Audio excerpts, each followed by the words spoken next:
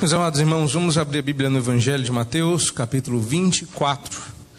Nós vamos fazer a leitura a partir do verso de número 29. E vamos seguir até o verso de número 44. Mateus 24, do 29 ao 44. Eu os convido a acompanhar a leitura da palavra do Senhor, como que cada um fazendo-a em suas próprias Bíblias. E se você perceber que alguém próximo de você não tem uma Bíblia, compartilhe-a para que todos possam participar da leitura e da exposição do texto da palavra. Vamos ler todos juntos, mas acompanhando a leitura. Peço que você leia junto comigo, mas apenas com a minha voz, de modo audível. Acompanhe aí a partir do verso 29.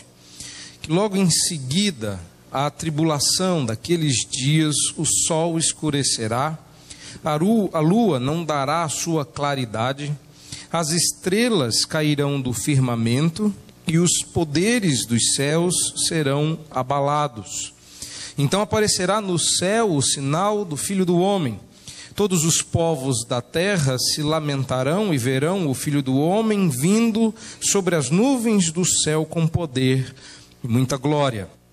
E ele enviará os seus anjos com grande clangor de trombeta, os quais reunirão os seus escolhidos dos quatro ventos, de uma à outra extremidade dos céus.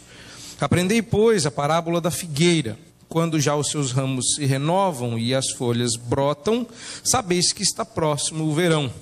Assim também vós, quando virdes todas estas coisas, sabei que está próximo às portas. Em verdade vos digo que não passará esta geração sem que tudo isto aconteça. Passará o céu e a terra, porém as minhas palavras não passarão. Mas a respeito daquele dia e hora, ninguém sabe, nem os anjos dos céus, nem o Filho, senão o Pai. Pois assim como foi nos dias de Noé, também será a vinda do Filho do Homem. Porquanto assim como nos dias anteriores ao dilúvio, comiam e bebiam, casavam e davam-se em casamento, até o dia em que Noé entrou na arca, não o perceberam, senão quando veio o dilúvio e os levou a todos, assim será também a vinda do Filho do Homem. Então, 2 estarão no campo, um será tomado e deixado o outro. 2 estarão trabalhando num moinho, uma será tomada e deixada a outra. Portanto, vigiai, porque não sabeis em que dia vem o vosso Senhor. Mas considerai isto: se o pai de família soubesse a que hora viria o ladrão, vigiaria e não deixaria que fosse arrombada a sua casa. Por isso, ficai também vós apercebidos, porque a hora em que não cuidais, o Filho do Homem virá. Vamos orar? Deus bendito, nós mais uma vez buscamos-te desta feita, pedindo que o Senhor nos abençoe, para que na exposição do texto da palavra sejamos edificados e enriquecidos. Nós pedimos-te a tua graça que nos acompanhe no decorrer da exposição desse texto, e por isso nós oramos e o pedimos em nome de Cristo Jesus. Amém. Irmãos, os meus propósitos com respeito a esse texto, a este capítulo, vão ter que mudar. Até a semana passada eu tinha uma grande preocupação de que os textos, por mais que eles fossem curiosos, que eles tivessem ou fossem empregados com o propósito de trazer edificação e implicações práticas para que os irmãos pudessem vivê-los e experimentar as bênçãos decorrentes do bom entendimento desses textos, já na vida presente, na semana que se inicia no domingo. Mas um sermão, uma pregação, uma exposição de texto da Escritura também tem outras características, como a da instrução. Eu não vou dar uma aula, mas o objetivo é que os irmãos saibam algumas coisas. Meus irmãos, me parece que nas últimas 2 semanas nós tivemos uma ebulição de sentimentos e e de entendimentos. E o que me parece que a igreja, de maneira geral, eu vou dizer de maneira geral, isso não vai encaixar com todo mundo. Ou seja, nem todos passaram por isso. Mas eu entendo que esse texto que nós acabamos de ler, do 29 ao 44, ele continuou sendo entendido pela maioria da mesma forma como os irmãos vinham entendendo a vida inteira, se esquecendo de que eu certamente, pelo andar da carruagem, daria a esse texto uma outra interpretação que não a que nós normalmente mantemos. E no final, qual foi o resultado? Por isso que eu mudei o propósito do sermão. No final, o resultado foi, no lugar da igreja estar se deleitando no verdadeiro entendimento do texto e retirando dele suas boas lições, a igreja ficou com a impressão de que o pastor havia enlouquecido e dito coisas que de fato ele não disse, ou pensado coisas a respeito do sermão que de fato não era o propósito. Uma delas é de que eu houvesse dito ou insinuado que Cristo Jesus já tivesse retornado e que nós não o teríamos visto. Só porque eu disse que o texto que nós acabamos de ler, você não fechou ainda não, né? Eu sei que acabou a luz, você deve ter desistido, mas abra de novo lá se você o fez. Eu preciso que você continue olhando para esse texto. E preciso que você preste atenção, porque ficou a impressão de que eu houvesse dito que Cristo havia voltado só porque eu disse que o texto que acabamos de ler já havia se cumprido e já havia acontecido. Eu sei que a essa hora você deve estar se perguntando, mas não é justamente isso? Ao dizer que esse texto que nós acabamos de ler, que fala sobre a vinda do Filho do Homem e sobre a parábola da figueira, como que se ele houvesse já acontecido, não significa dizer que Cristo já voltou, porque estas são as descrições da segunda vinda.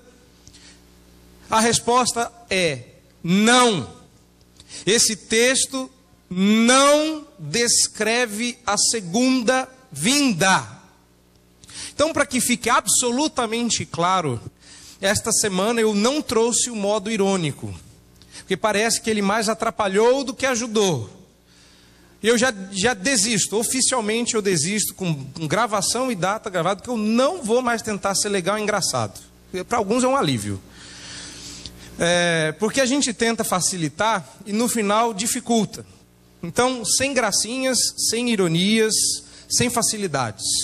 Mas por outro lado, eu quero compromisso da parte de vocês. Vocês vão ter que prestar muita atenção. Tem muito conteúdo? Tem. Por que eu preciso trazer muito conteúdo, meus irmãos? Porque vocês, e não eu, porque o maluco do pedaço sou eu que creio que esse texto foi cumprido. E para muitos isso é uma loucura, sem cabimento. Mas se você não prestar atenção e não estiver aberto a ouvir e a sentir, ou seja, a cogitar de que porventura o que você acabou de ler pode ter uma interpretação diferente da sua, não há muito o que fazer aqui. Então essa palavra inicial é para que os irmãos se abram ao novo que é antigo, se abram a uma interpretação que não é pré-milenista, porque nós somos cevados, alimentados, engordados espiritualmente por uma mente, por uma instrução que não é bíblica, por uma instrução que não corresponde à verdade. E nós alimentamos interpretações de textos escatológicos de maneira pré-milenista. Nada contra os nossos irmãos que sustentam esta visão. O problema é que vocês não estão ouvindo uma interpretação que confirma esta perspectiva, a pré-milenista, seja ela histórica, progressiva ou dispensacionalista. Então o que você está lendo aqui é outra coisa. Então, para que você entenda isso. A segunda coisa que eu quero dizer antes, ainda à guisa de introdução, é que, meus irmãos, falar de escatologia não é um assunto fácil. Eu posso simplificar. Eu posso falar isso aqui como eu creio. Para mim é simples. Para mim é simples. Se você quiser acompanhar, a simplicidade mora aqui. Os discípulos, a partir do verso 3, uma vez que no verso 1 e 2, eu preciso que você acompanhe. Olhe lá, verso 1 e 2, Jesus apresentado as belezas do templo, olha só que pedras, olha só que maravilha. E no verso 3, Jesus explica, a partir da pergunta dos discípulos, o que significa o não ficará pedra sobre pedra. Então os discípulos pedem duas coisas. No verso 3, diz-nos quando e diz-nos que sinais. Nós interpretamos esse texto errado. Como? Como que dizendo que os discípulos estavam interessados em saber quando o mundo ia acabar, quando Cristo iria voltar. Errado. Eles não estavam pensando na segunda vinda. Por quê? Porque eles estavam diante de Jesus na primeira. Eles não estavam esperando a volta dos que não foram. Jesus estava ali. Então eles não estão falando da consumação do nosso século, mas da consumação do século deles. Já já eu vou explicar mais sobre isso. Então Jesus começa respondendo da segunda para a primeira pergunta. A segunda pergunta diz respeito aos sinais e a primeira pergunta diz respeito ao tempo. Então a primeira pergunta começa a ser respondida, a segunda pergunta dos sinais começa a ser respondida no verso 4, onde Jesus adianta que aquilo que normalmente é entendido como um sinal não é. Só você comparar esse trecho com o que acabamos de ler. O trecho que está aqui na sua frente, do 4 em diante, várias vezes, por exemplo, o verso 8, deixa claro que não é o fim. A pergunta dos discípulos é: quando será a consumação? O fim. Jesus está dizendo, quando aparecer a guerra, que normalmente a gente diz, é o fim. Não, não é. Não é o fim. Mas quando houver rumor de guerra, fome, nação contra nação, que normalmente a gente diz, é o fim dos tempos, Jesus diz, não é. É o princípio das dores. Inicia um processo, mas não é o fim. E no final desse texto, no verso 14, ele diz, então virá o fim. E aí ele diz quais são os sinais. Quais são os sinais? A vinda do abominável de Daniel, a grande tribulação e a vinda do Filho do Homem. Estes são os sinais que por fim... Peraí, eles estão perguntando sobre a segunda vinda? Não, a pergunta deles é, quando e quais sinais o Senhor pode nos dar para garantir que o templo será destruído? A pergunta deles é sobre o templo, é só você conferir no verso 3. Eles falam, Senhor, olha o templo que bonito. Ele falou, isso aí tudo vai cair, vai sobrar pedra sobre pedra. Ele falou, Senhor, quais são os sinais de que o templo vai cair? E quando o templo vai cair? Eu vou dar 3 sinais para vocês. O abominável de Daniel, a grande tribulação e a vinda do Filho do Homem. Estes são os 3 sinais de que o templo vai cair pedra sobre pedra. E só então, já estamos no texto de hoje, só então, a partir do 32, deixando claro no 36, que ele vai começar a responder sobre o tempo. É só aí que ele vai dizer que o tempo que essas coisas vão acontecer, ninguém sabe. E que o nosso trabalho é ficar esperto, é vigiar. Porque sobre o tempo a resposta é, eu não posso dizer, não é que eu não quero dizer. Eu não posso porque eu não sei. A respeito daquele dia e hora, verso 36, ninguém sabe, só o Pai. Então, ao invés de estar mais interessado no tempo, interessem-se na postura que devemos ter enquanto esse tempo não chega. Entretanto, olha a diferença. Olha a diferença. Se, com respeito ao que nós chamamos de sinais dos tempos, se com respeito àquilo que a gente vê na televisão e que o mais velho entre nós ouviu desde a mocidade, só, não precisa nem gritar daí que eu estou errado, só levanta a mão. Porque a gente liga a televisão, ouve no rádio, pega uma revista, vê uma guerra, fala, é o final dos tempos. Isso já acontece desde a mocidade do mais velho. E vai continuar até a velhice do mais moço. Não é sinal dos tempos. Ele diz, ainda não é o fim. É só o princípio das dores. Olha a diferença na parábola da figueira. Por exemplo, no verso 33, onde ele diz que agora, uma vez que o abominável já se levantou, a tribulação está comendo solta aí, haverá o sinal da vinda do Filho do Homem. Ele diz, quando vocês virem todas estas coisas, sabei que está próximo. Mas se Jesus já veio, conforme a descrição do próprio Cristo, por que o fim não veio junto? Jesus está dizendo, quando vocês virem tudo isso, e tudo isso inclui a vinda do Filho do Homem, confira no texto, porque diz que logo em seguida à tribulação, o Filho do Homem viria. Ele diz, quando essas coisas acontecerem, sabei que está próximo, ainda não é o fim, mas está às portas. Não repararam? O fim está se configurando. Mas quando a vinda desse texto se refere, não aconteceu o fim. Então não pode ser a segunda vinda. Porque ele veio nesse texto. Esquece se eu disse se ele já veio, se ele virá. Olhe para o texto. Jesus disse que o Filho do Homem viria logo depois da grande tribulação. Logo depois da vinda, ele diz, quando vocês virem todas essas coisas, que inclui, eu repetir, homem da iniquidade, estou usando a linguagem de Paulo, Jesus vai usar a linguagem de Daniel.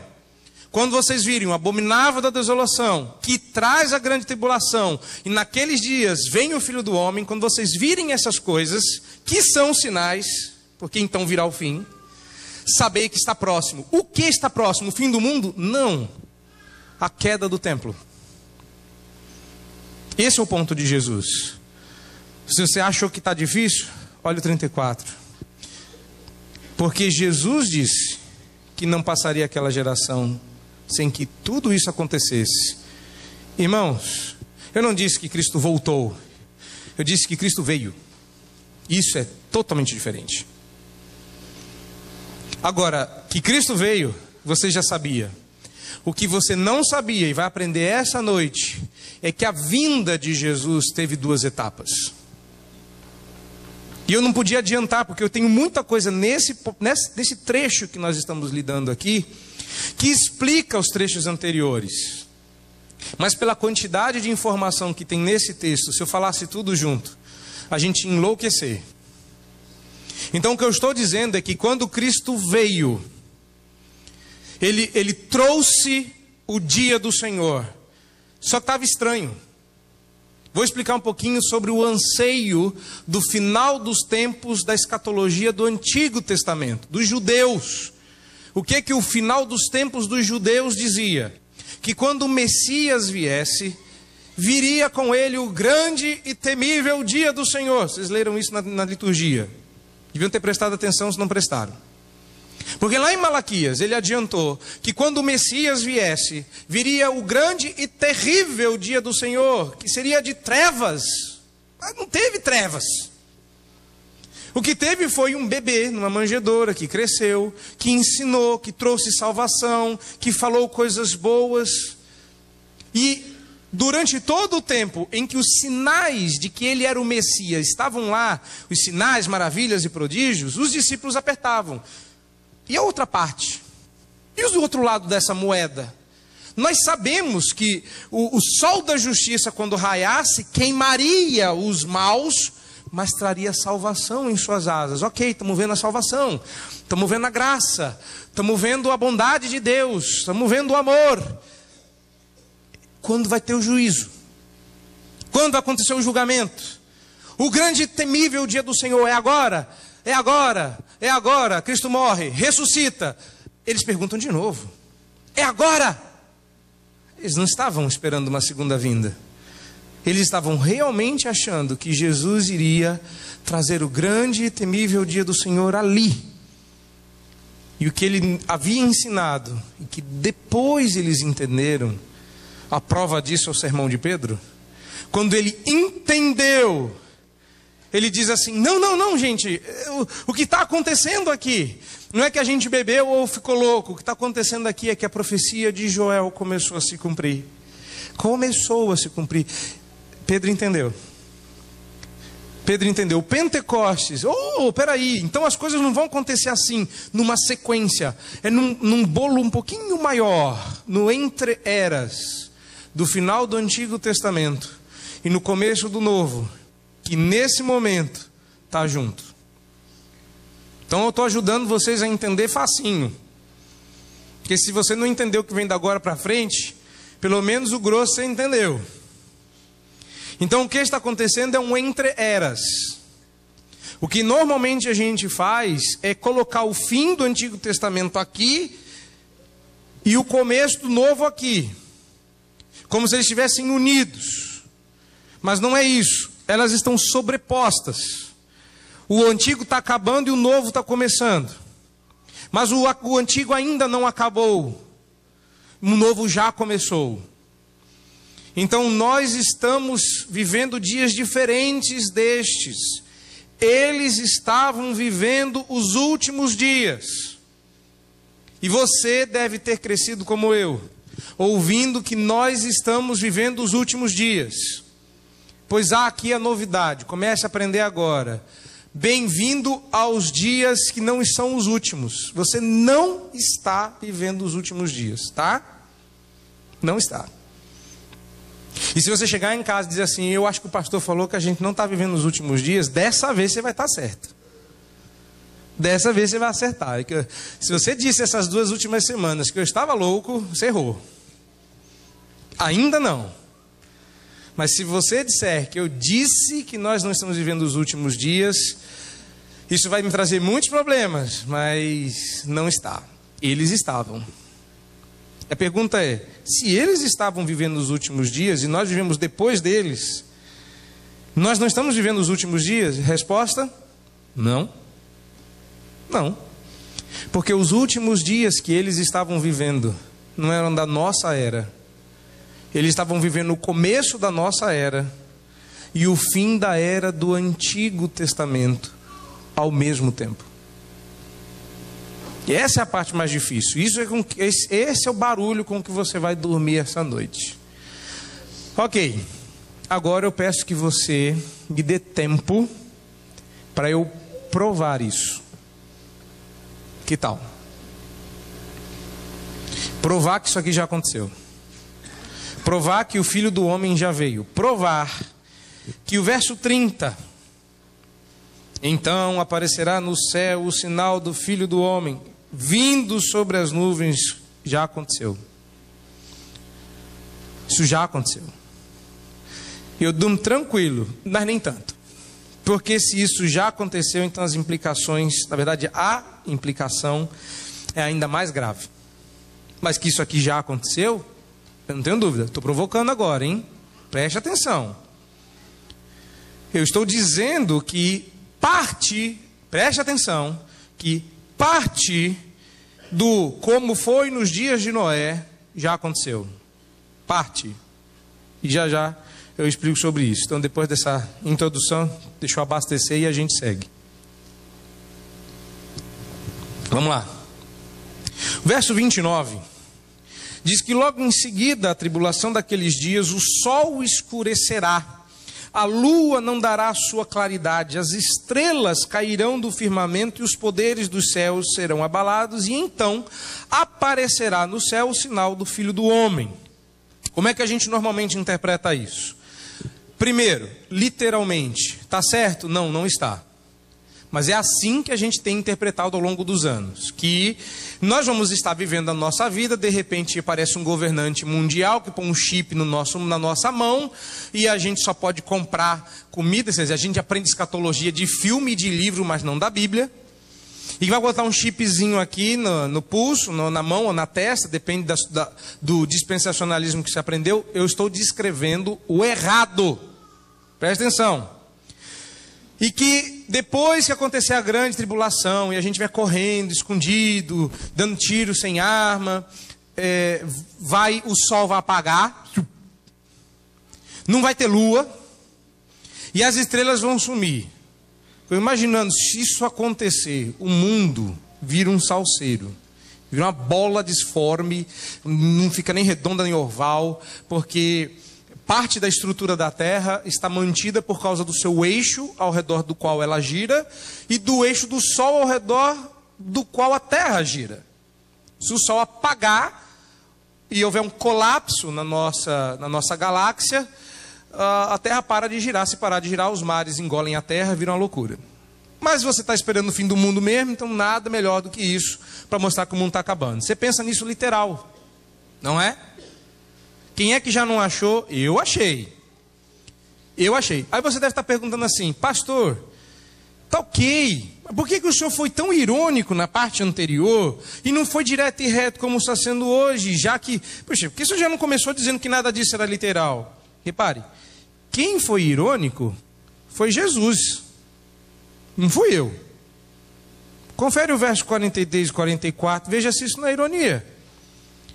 Mas considerai isto: se o pai de família soubesse a que hora viria o ladrão, vigiaria e não deixaria que fosse arrombada a sua casa. Por isso, ficai vós apercebidos, porque a hora de que não cuidais vem o Filho do Homem. Isso é ironia. Não é pecado, viu? Mas, não deixar a ironia para o fim. Volte para o verso 29. O verso 29 e 30 não são literais. Tá? Sol escurecendo, lua não dando os brilhos, estrela caindo do firmamento, não é literal. Porque se você pensar isso literal, você conhece pouco do cosmos. Estrelas não podem cair do firmamento na Terra. Primeiro que estrelas estão a milhares de quilômetros de distância, e algumas daquelas que a gente vê pequenininho, são maiores do que o nosso Sol. Então, se elas resolverem cair aqui na Terra, não vai dar muito certo. Não pode ser literal. Mas se você abrir a sua Bíblia, por exemplo, tem muitos textos aqui, mas vamos começar com Isaías capítulo 13, verso 9. E você descobrir que Isaías 13, 9, por exemplo, abra a sua Bíblia e descubra que o que Jesus está dizendo no capítulo 24 é uma citação de vários textos. E se você descobrir, se você abrir lá em Isaías 13 para isso, que esse negócio de sol escurecer foi profetizado por Isaías, e Jesus está dizendo que a vinda do Filho do Homem cumpre isso, você precisa entender o contexto. Confira lá, a partir do verso 9 de Isaías 13. Eis que vem o dia do Senhor. Reparem, dia cruel. Até o momento do capítulo 24, e nós sabemos que o dia do Senhor é a vinda do Messias. Está sendo cruel? Não. E é esse o ponto. Cadê o cruel? Cadê o temível? Cadê o julgamento que esse dia do Senhor anuncia? Cadê? O Senhor veio e não fez. Ah, sei, o Senhor deixou para a segunda vinda. Mateus 24 vai explicar que não. Ele não deixou para a segunda vinda. Ele deixou para a primeira. Essa vinda do Filho do Homem é a primeira vinda. Continue lendo Isaías. Dia cruel, com ira e ardente furor, para converter a terra em assolação e dela destruir os pecadores, porque as estrelas e constelações do céu não darão a sua luz. O sol, logo ao nascer, se escurecerá, e a lua não fará resplandecer a sua luz. Castigarei o mundo por causa da sua maldade, os perversos por causa da sua iniquidade, e por aí vai. Você pode continuar lendo, mas não agora. Agora você vai dar uma olhada em outro texto de Isaías, no capítulo 34, verso 4.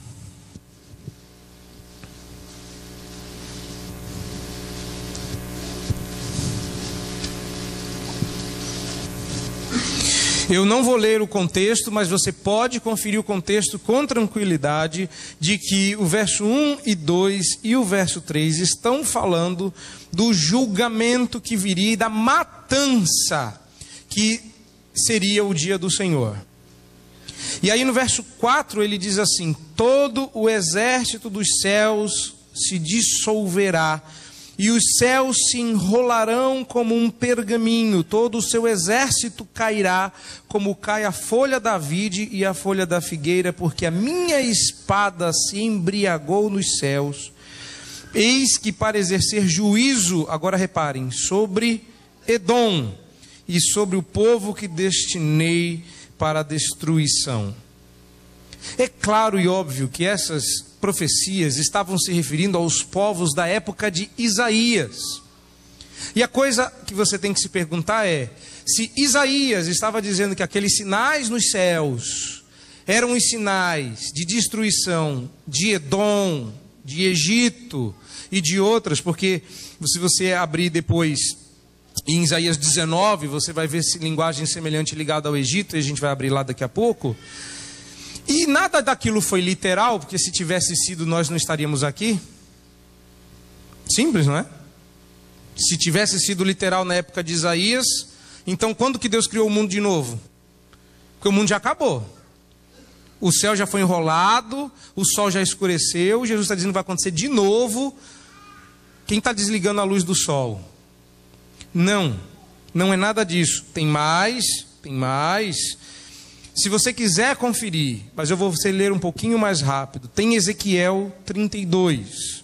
Em Ezequiel 32, eu vou ler a partir do verso 7. Diz assim, Ezequiel 32, 7. Quando eu te extinguir, cobrirei os céus e farei enegrecer as suas estrelas. Encobrirei o sol com uma nuvem, e a lua não resplandecerá a sua luz. Ó, mudei de profeta. Eu li Isaías, estou lendo Ezequiel. E olha as figuras aqui de novo. Por tua causa vestirei de preto todos os brilhantes luminares do céu, e trarei trevas sobre o teu país, diz o Senhor Deus. Afligirei o coração de muitos povos, quando se levar às nações, às terras que não conheces, a notícia da tua destruição. Farei com que muitos povos fiquem pasmados a teu respeito, e que os reis tremam sobremaneira. Desculpa, os reis tremam sobremaneira depois que o céu virou um pergaminho, foi embrulhado. Não é só o rei que vai tremer, não. Pois que as estrelas somem do firmamento, não são só os reis que vão tremer. A pergunta é, por que Ezequiel faz uma referência aos reis e não às pessoas do planeta Terra? Curioso, não é? Podia parar por aqui, mas eu não sou um cara legal. Nós vamos continuar. E agora você vai abrir em Joel. Por que você vai abrir em Joel? Porque Pedro disse que o que eles estavam vendo era o cumprimento de Joel. Me acompanhe em poucos versículos mais importantes no livro de Joel. Nós vamos começar no capítulo 2 de Joel. Capítulo 2 de Joel, verso 9 e 10. Assaltaram a cidade, correm pelos muros. Estou lendo o verso 9. Sobem às casas, pelas janelas entram como ladrão. Olha que figura interessante essa daqui, não é? Diante deles a terra treme e os céus se abalam. O sol e a lua se escurecem. Joel está falando do que vê. E as estrelas retiram o seu esplendor. Esse é o verso 9 e 10. Pula para o 30 e para o 31 do capítulo 2 de Joel. Você ainda está no capítulo 2 de Joel, agora vai verso 30. Mostrarei prodígios no céu e na terra. Sangue, fogo e colunas de fumaça. O sol se converterá. Você já leu isso, só que você não leu Joel. Você leu Pedro citando esse texto. O sol se converterá em trevas e a lua em sangue, antes que venha o grande e terrível dia do Senhor. Capítulo 3 de Joel. Vai para o capítulo 3 de Joel. Isso que é bom ler profeta menor. Vá para o capítulo 3 de Joel, verso 14. A partir do verso 14 você lê assim: multidões, multidões no vale da decisão, porque o dia do Senhor está perto no vale da decisão. O sol e a lua se escurecem, as estrelas retiram o seu esplendor. O Senhor brama de Sião, e se fará ouvir de Jerusalém. E os céus e a terra tremerão, mas o Senhor será o refúgio do seu povo e a fortaleza dos filhos de Israel. Acho que já está bom. Papai, pastor, não entendi. Essa figura, essa ideia de sol escurecer e estrela não dar o seu brilho, ela está presente em profetas de tempos diferentes. Ela está na época de Isaías, como usada por Isaías, está em Ezequiel, está em Joel e vai estar em mais lugares. A pergunta é, eles estavam profetizando sobre um dia que essas coisas aconteceriam literalmente? A resposta da pergunta é, não. Mas eles estavam profetizando que um dia aquilo ia acontecer. Resposta? Sim. E o Senhor está dizendo que o que Isaías falou, Ezequiel falou e Joel falou, se cumpriram aqui em Mateus 24, nos dias que Jesus está falando. Sim. Mas se o sol escureceu literalmente, e tudo isso aconteceu literalmente, como é que a gente está vivo hoje? Resposta, não é literal. Então explica. Sol, lua e estrelas são figuras, são metáforas dos governos deste mundo. Esse era o momento que eu esperava Vou repetir. Sabe presidente, rei, imperador, na figura do apocalipse judaico, quando você vai falar de um governante, você não chama ele de rei, você chama ele de sol. Você chama de lua, você chama de estrela. Em outras palavras, o que Jesus está dizendo, fazendo referência a esses profetas, é que depois da tribulação, quando o rei imperador de Roma vem até Jerusalém, isso aconteceu no ano 70, e destrói o templo. Na verdade ele ainda não fez isso, Jesus está dizendo que ele vai fazer. Quando vocês virem a abominável da desolação, ou seja, quando Tito entra com o estandarte, sacrifica animais impuros no templo, igual fez o seu tipo do Antigo Testamento, o Antíoco Epifânio da época dos Macabeus. Ele faz igual, ele quer mostrar que o Deus de Israel é fraco e não vai fazer nada com ele. Ele diz, quando vocês virem isso, e ele colocar vocês para correr, e perseguir, e matar, e vocês corram para a montanha para ver se escapam alguém. Quando vocês participarem disso, vocês vão ver o sinal do Filho do Homem. Qual? Quando Roma começa a cair. Quando os poderes deste mundo, quando os governos deste mundo, o sol, a lua e as estrelas, perderem o seu brilho, este sou eu vindo. Ou seja, a vinda aqui não é corpórea, não é pessoal, ele veio em juízo. Então, toda essa vinda de que fala o capítulo 24, não o 25, e eu vou deixar para explicar quando a gente chegar lá. Mas tudo isso aqui que você está vendo não é literal. Jesus não veio. Oi, cheguei. Não. Quando essas coisas estivessem acontecendo, era Jesus vindo com nuvens. Aí você fala, com nuvens? Mas essas nuvens aqui não são literais? Não são literais. Não são literais. Eu gostaria que você abrisse agora em Isaías 19, verso 1. Aquele que eu disse que nós íamos abrir. Abra lá agora.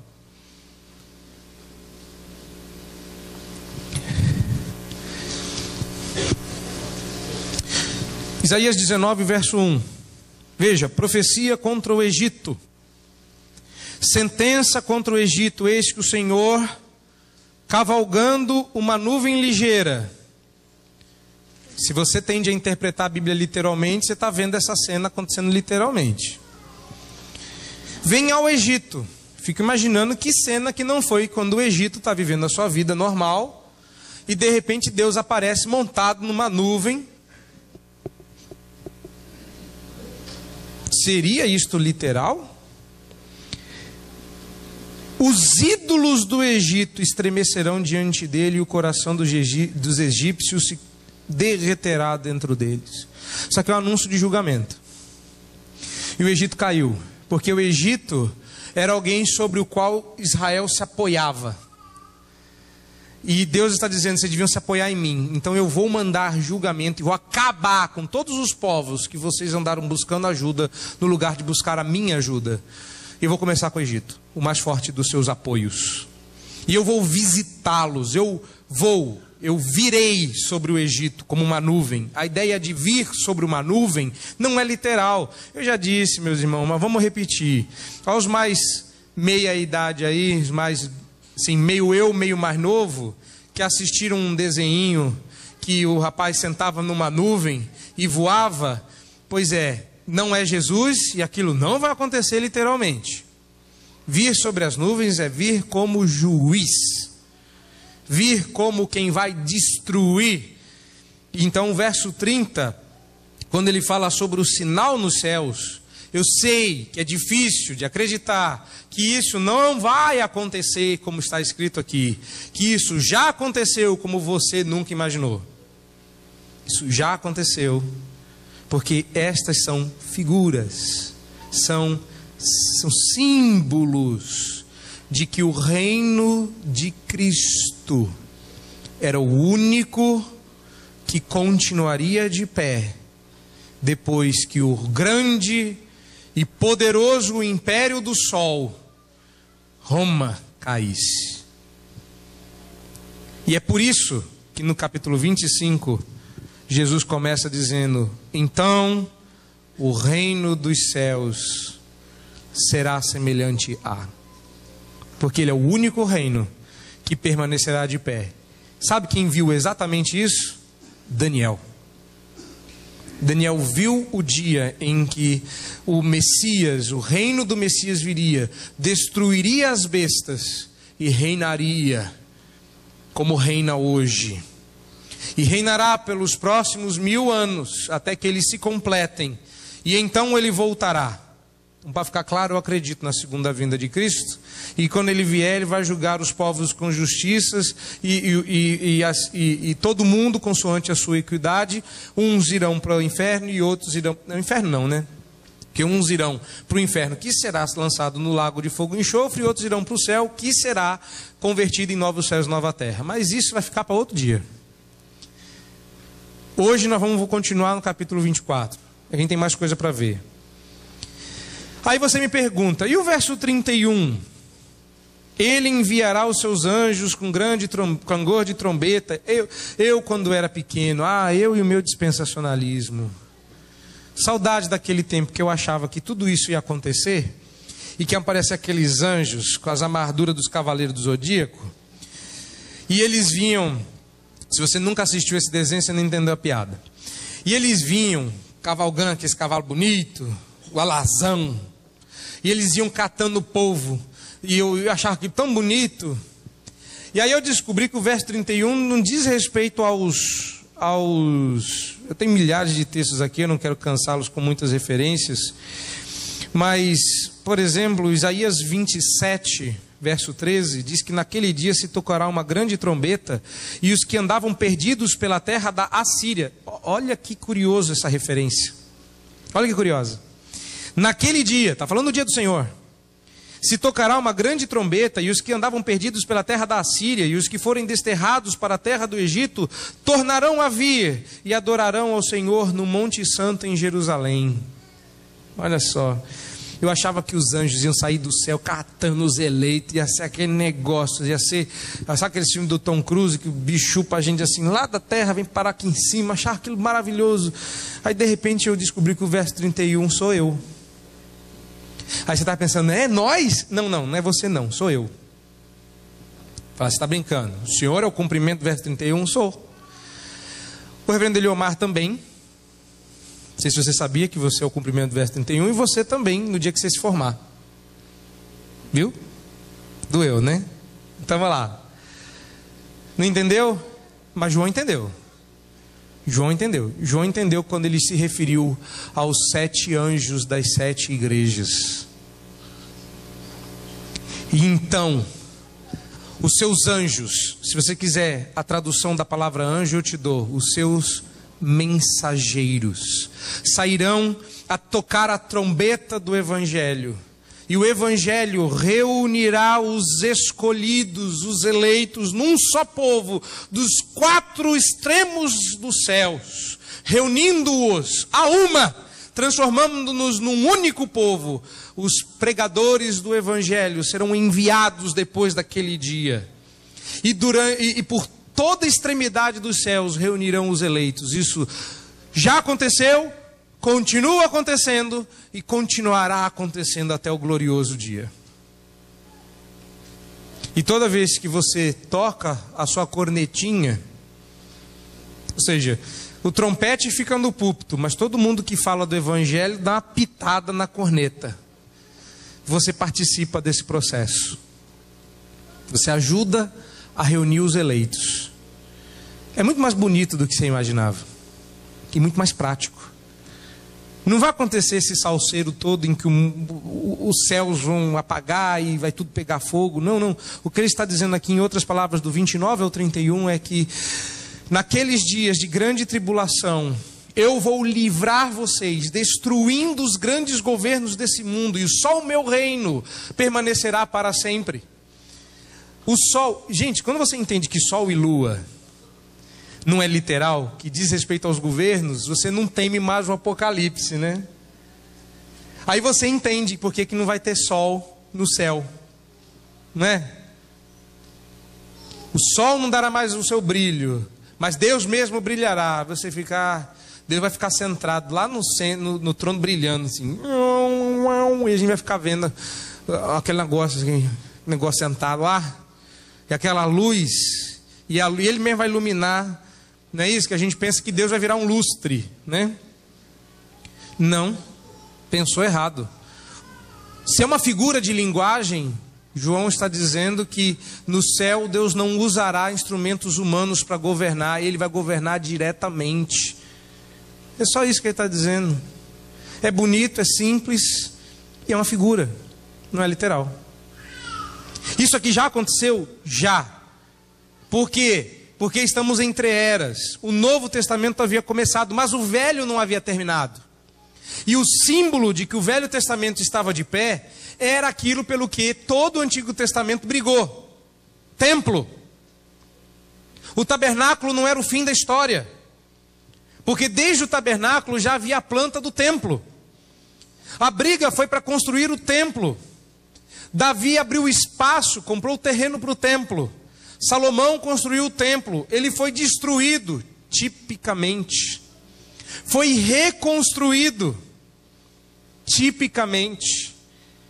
Até que veio o templo. Jesus disse: eu vou derrubar esse templo, em 3 dias o reerguerei. Ele era o templo. Só que enquanto o templo de verdade estivesse de pé, ele e Cristo eram concorrentes. Então Jesus disse: a era do Antigo Testamento vai acabar, e vocês estão nos últimos dias. Mas aí vai começar uma nova era. E os sinais dessa nova era são esses: o fim da antiga. Quando a antiga acabar, a nova continua. Então você não está no fim dos tempos. Isso é horrível, porque na nova era não vai ter fim dos tempos. Não vai ter uma tremida no fim, assim, cheguei. Não. Vai ser Cristo voltando e acabou. E quando isso pode acontecer? Eu gostaria que Cristo voltasse antes de terminar o sermão. Mas eu não estou brincando. E eu vou explicando até o capítulo 25 do porquê disso. Eu só quero que você saiba que Cristo pode voltar ainda hoje. Cristo pode voltar amanhã cedo. Cristo pode voltar amanhã à tarde. Cristo pode voltar amanhã à noite. E é por isso que nós também podemos clamar: Maranata, vem. Mas não agora. Agora não. Deixa para clamar no capítulo 25. Vamos manter aqui. E se Cristo voltar antes do 25? Bom, já está gravado o Maranata, né? Então, é só pôr para tocar. Volta para o capítulo 24. Qual seria a grande implicação do 29 ao 31, meus irmãos? Eu gostaria de fugir, mas não consigo. A grande implicação é que você tem que pregar o Evangelho. É o que nos resta. Quando nós pregamos o Evangelho, nós anunciamos com grande clangor que Cristo veio, julgou Israel, encerrou o Antigo Testamento e o fará novamente com a nossa era. O Evangelho é um instrumento que Deus usa para reunir os eleitos. Ele não fará isso com muros, não fará isso com estandartes, não fará isso com marcas na testa. Ele fará isso com as marcas do coração, quando o nosso coração se converter pelo poder do Evangelho. Pregue. E é por isso que Paulo diz: prega a tempo, a fora de tempo, pregue a palavra. Insta. Quer seja oportuno, quer não. Porque isso apressa o grande dia. Por isso Jesus começa a mudar de assunto. E aqui começa a ficar legal. Verso 32. Aprendei, pois, a parábola da figueira. Vai ter milhares de textos, tem milhares de explicações. Eu poderia dizê-las todas, mas é simples. Olhe lá. Aprendei, pois, a parábola da figueira. Quando já os seus ramos se renovam e as folhas brotam, sabeis que está próximo o verão. Jesus está começando a mudar de assunto. Vai abrir o assunto do tempo com uma parábola. Jesus terminou a explicação dos sinais, dizendo dos sinais da queda do templo. Agora ele vai responder a primeira pergunta: quando? Quando que a consumação do século, quando que o encerramento do Antigo Testamento vai acontecer para dar início à era do Messias que nós estamos vivendo? A resposta agora é quando. E ele, antes de dizer quando, primeiro, antes de falar de quando, vamos aprender a parábola da figueira. Como é que acontece? Quando brotam as folhas, nós sabemos que é o verão. Ou seja, quando eu vejo o sinal, eu entendo o tempo. Então, a explicação, 33. Assim também vós, quando virdes todas essas coisas, sabei que está próximo às portas. Então esses sinais são claros indicativos de que Cristo está vindo. E não é um vindo distante, não é um vindo daqui a milhares de anos, é um vindo para daqui a pouco, está às portas, está ali, tá. Essa vinda que consumará o século, que inclusive veio, né? Já veio, essa vinda que já veio, até no tempo deles. Então, em verdade vos digo, e aí vem talvez o texto mais complicado, que na verdade não é. Em verdade vos digo que não passará esta geração sem que tudo isso aconteça. Como é que a gente aprendeu? A gente aprendeu que, já que 29 a 31 é literal, só que a gente aprendeu e aprendeu errado.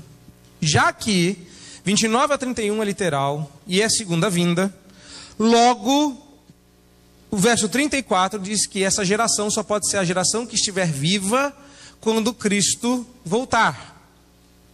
Errado. Jesus não está inventando teologia, ele está dizendo essas coisas. O que ele está dizendo é: em verdade vos digo, ou seja, eu estou garantindo. Ele fez isso durante todo o Evangelho. Em verdade vos digo, ou em verdade vos digo. Verso 34, que não passará esta geração sem que tudo isso aconteça. Duas perguntas: que tudo isso e que geração? Resposta: que tudo isso? Tudo isso que você leu. Mas tudo o quê? Tudo, desde o fim. O que essa geração veria? Essa geração veria o abominável da desolação. Aquela geração viria a grande tribulação, e aquela geração viria a vinda do Filho do Homem. Aquela geração viu. E sabe por quê? E a gente precisa crer assim? Porque neste verso, as pessoas lá fora dizem que o seu Jesus mentiu. Porque Jesus está dizendo que eles veriam isso. E ele mentiu loucamente. Se ele não veio. O problema é que ele veio e ele não mentiu. Mas essas pessoas dizem: olha, ele disse que tudo isso aconteceria e não aconteceu, ele ainda não veio. Porque pensam que isso aqui é literal. Não, não é literal. Sol e lua não significa que sol e lua. Você já aprendeu isso. Então, essa geração veio. Jesus mentiu? Não. Mas ele prometeu algumas coisas. Olha o capítulo 10 de Mateus.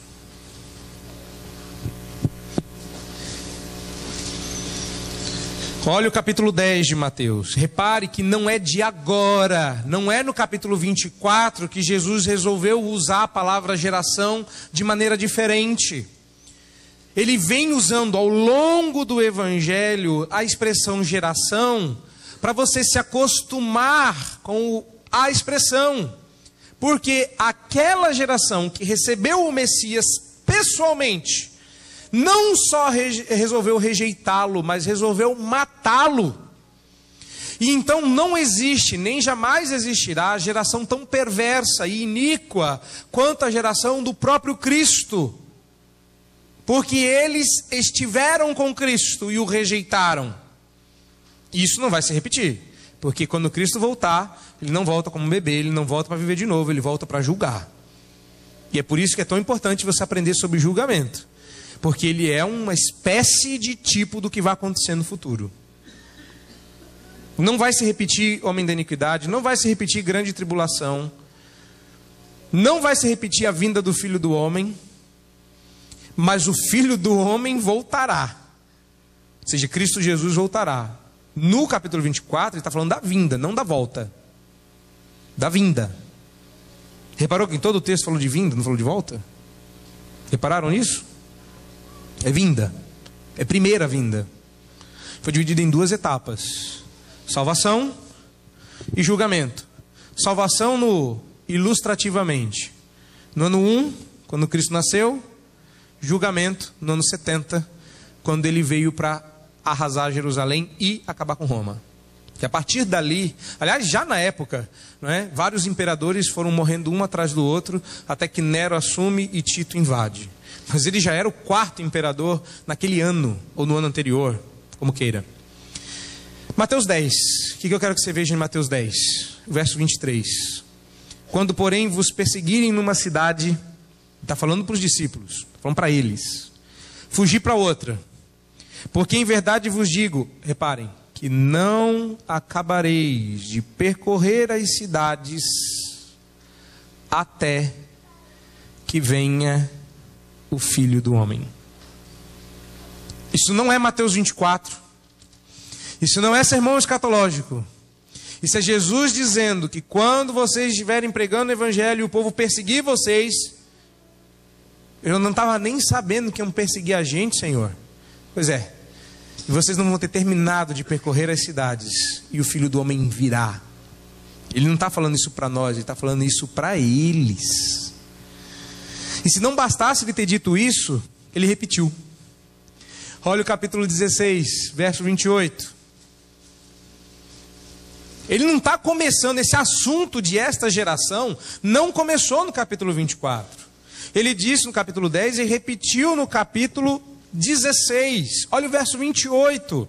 Em verdade vos digo que alguns há dos que aqui se encontram que de maneira nenhuma passarão pela morte até que vejam vir. Quem? O Filho do Homem, o seu reino.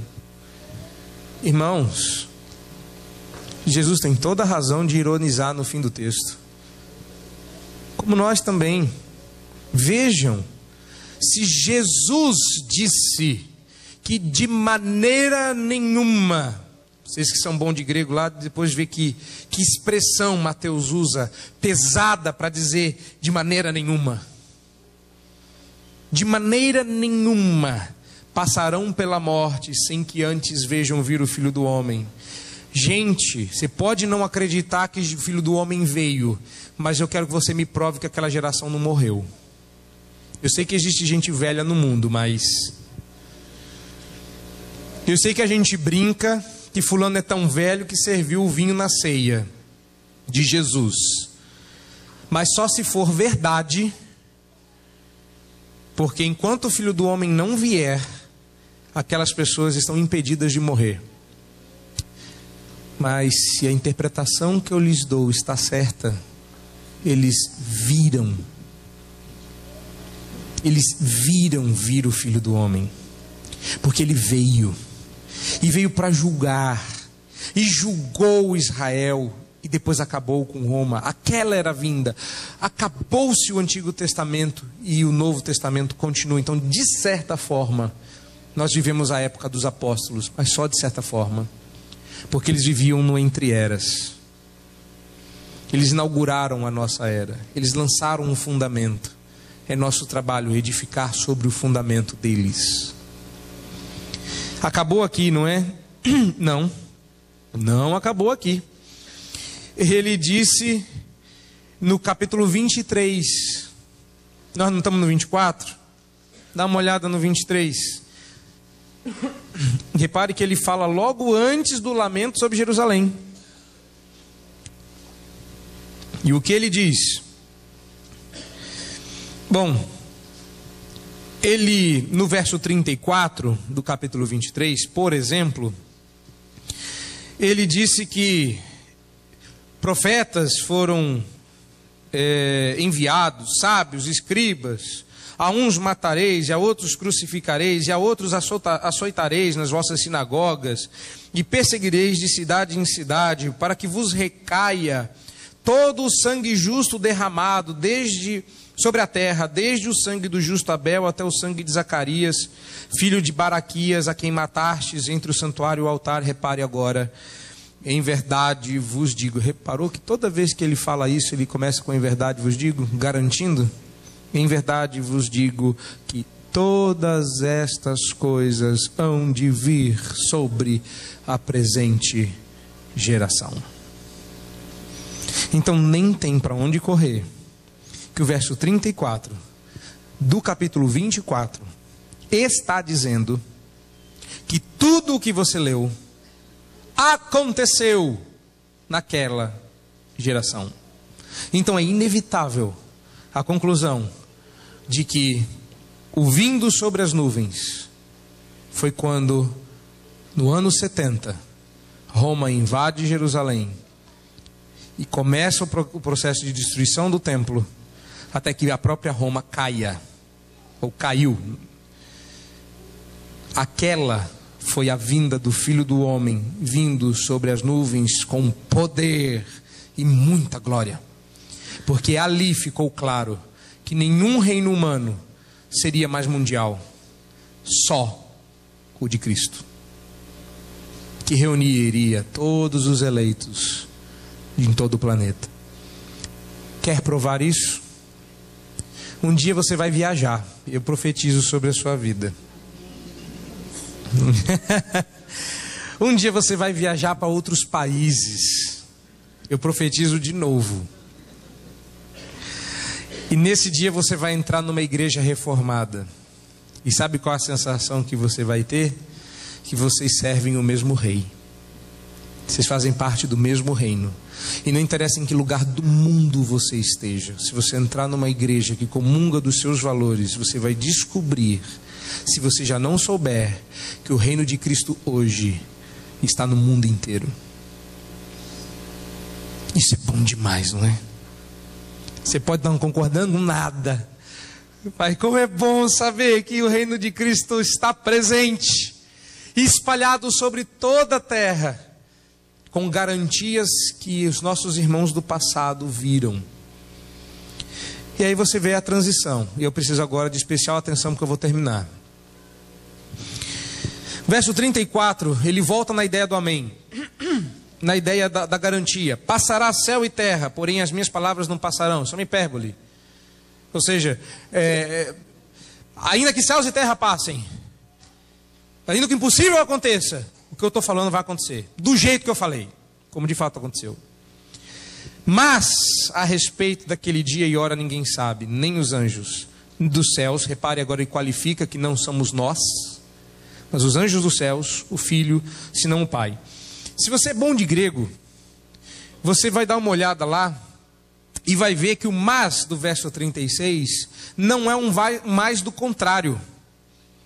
Porque existem duas preposições no grego, aqui no caso é uma preposição no grego, e ele pode usar uma preposição que diga o contrário, mas ao contrário, e um mais do tipo conclusivo. Tem a ideia de contrário, mas que é uma ideia de conclusão. Na nossa língua seria melhor traduzido pela expressão porém. Porém. Então repare que o verso 36 é sim uma continuação do anterior. Uma outra forma de você traduzir esse mais é além do mais. Não mas além do mais, com i. Além do mais. Então, se a gente dissesse isso, Jesus estaria dando uma explicação do que ele acabou de falar. Repare, além do mais, a respeito daquele dia e hora, ninguém sabe, senão o Pai. Nem eu sei, nem os anjos, nem ninguém. Então, eu não posso dizer para vocês quando essas coisas vão acontecer, mas eu posso preparar vocês para quando elas acontecerem. Eu dou os sinais até a porta.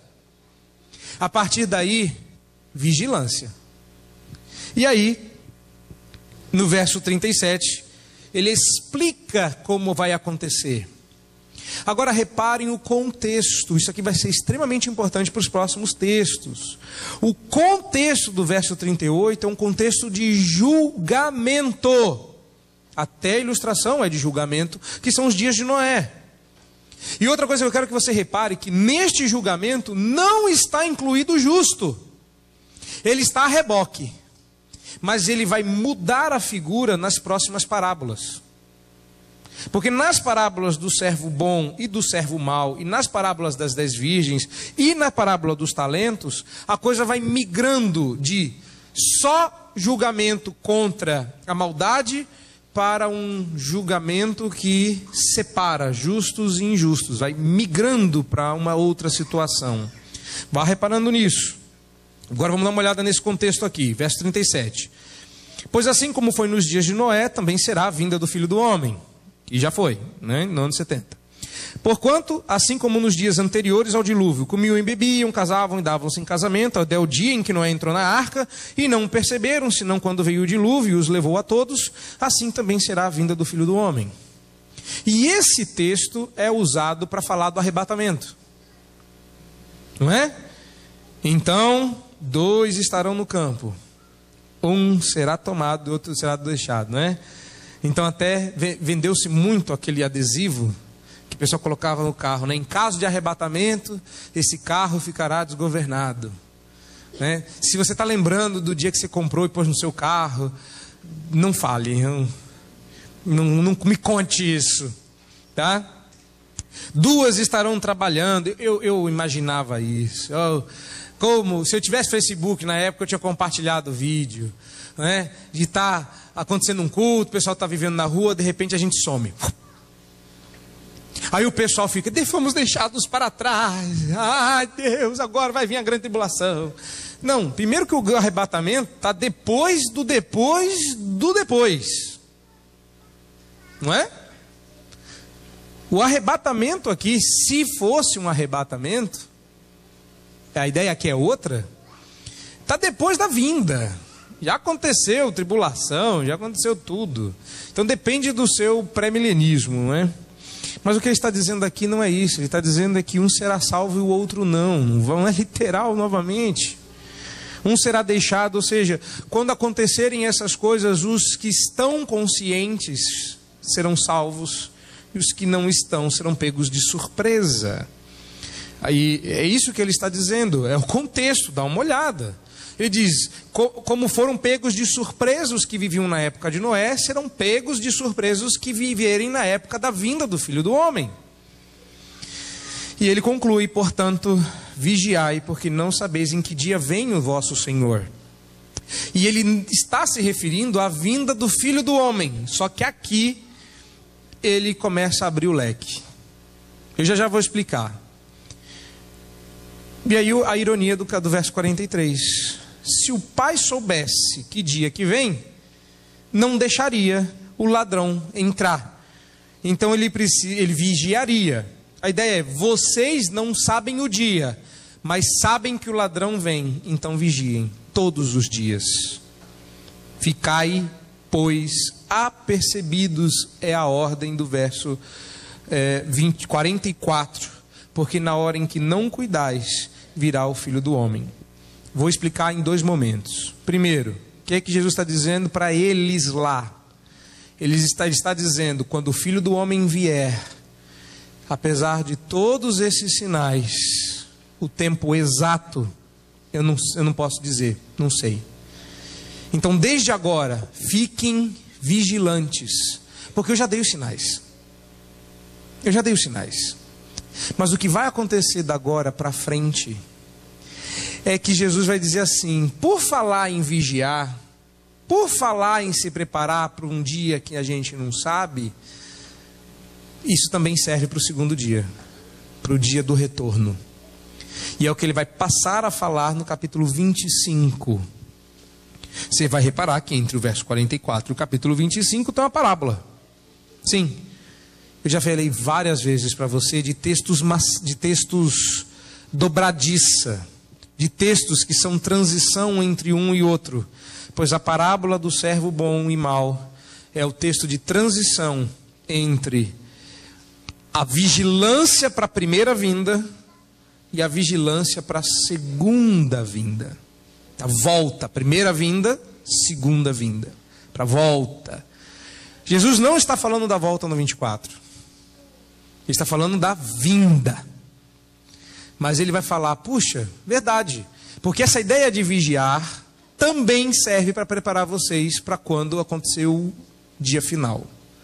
O dia final, esse não aconteceu ainda não. O dia final é a nossa escatologia. A escatologia deles já se cumpriu. Cristo veio em 2 etapas. Reparou que o contexto é de julgamento? O que prova que era o que estava faltando. E Jesus anuncia, o julgamento virá. Como um dia meu pai julgou toda a terra no dilúvio, eu julgarei Israel. Aliás, eu não vou julgar só Israel, vou julgar toda a terra. Aí ele muda de assunto. Então a ideia é que o julgamento que cai sobre Israel é um tipo do julgamento que vai acontecer quando eu voltar. Porque é assim que funciona tipos na Bíblia. Você já deve ter ouvido eu usar muito essa palavra tipo. Você está perguntando assim, é tipo isso, pastor? Não, não é esse tipo que você usa. É que na Bíblia existe o tipo que acontece no Antigo Testamento, que prefigura, que antecede, que é uma sombra de Jesus, que é o que a gente chama de antítipo, ou antitipo. Só que Jesus, na sua primeira vinda, tipifica algumas coisas dele mesmo na segunda, que era o único que poderia fazer, porque ele já cumpriu o antigo, mas ele abriu espaço para o novo, e é isso que vai acontecer. Tem implicação? Claro que tem, porque serve para nós também. A segunda vinda, e isso é implicação, não é explicação. A explicação do texto é que isso já aconteceu, mas a implicação para nós é que serve para nós. E a segunda vinda será como a primeira, como um ladrão. E no dia que a gente não cuidar, vai ser pego. E aí um será tomado e o outro será deixado. Só que agora, na segunda vinda, vai ser literal.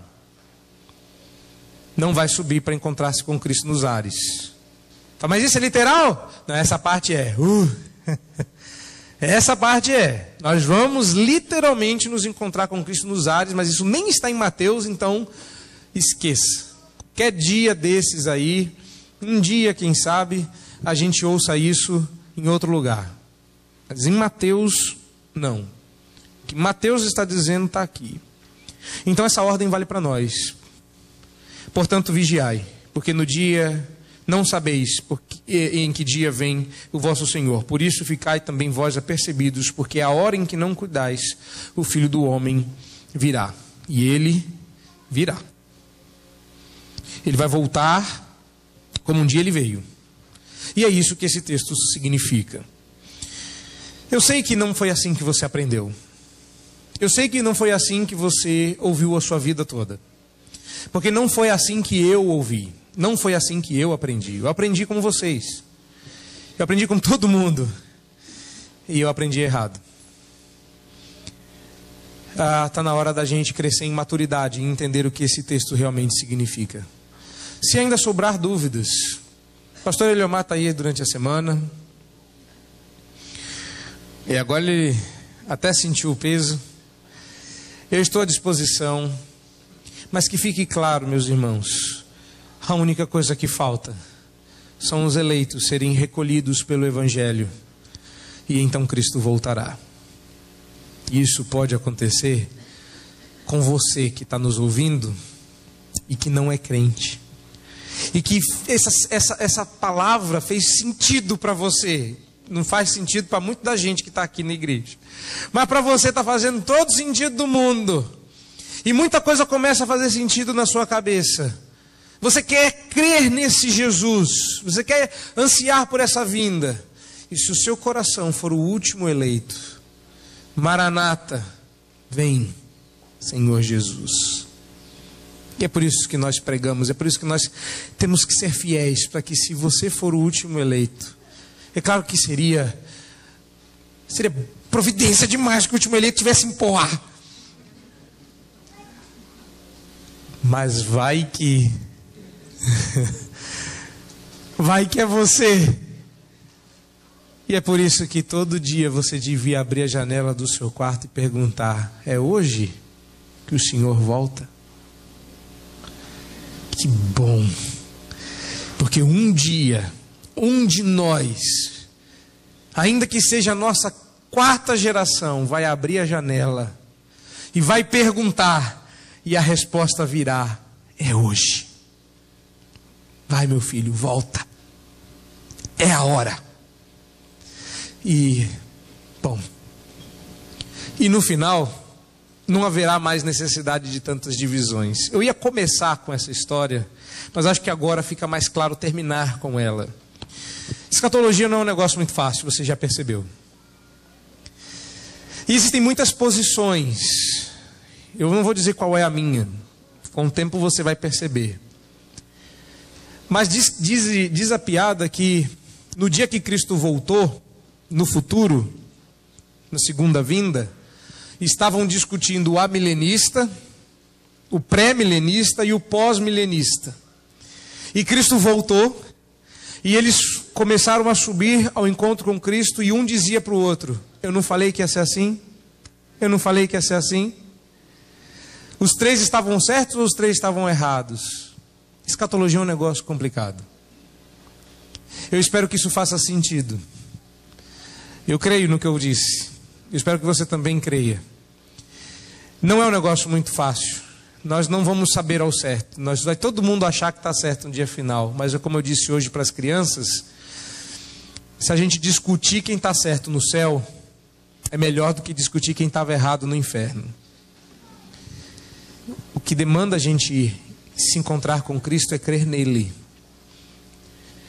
E o que esse texto está dizendo é que ele veio e ele voltará. E isso, independente de se você compreendeu ou não, se você gostou ou não, se você concorda ou não, nisso você tem que crer. Ele veio e voltará. Isso é cristianismo na interpretação. E como nós todos cremos nisso, nós todos podemos dizer e encerrar dizendo amém ao Maranata, vem, Senhor Jesus. Amém.